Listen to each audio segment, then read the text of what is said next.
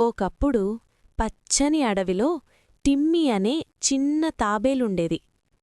Timmy చాలా నెమ్మదిగా నడిచేది, కాని అతని మనసు చాలా మంచి దయతో నిండి ఉండేది.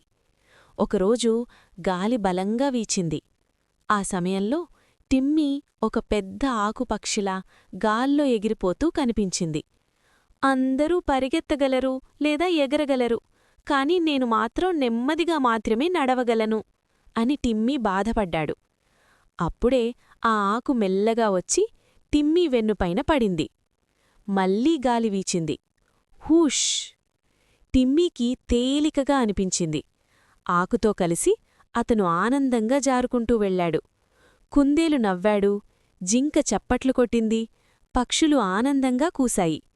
టిమ్మీ చిరునవ్వుతో చెప్పాడు, నేను నెమ్మదిగా ఉన్నాసరే నా సొంత సాహసం నాకుంది. ఆ రోజునుంచి టిమ్మీకి ఇక ఎప్పుడూ బాధ కలగలేదు.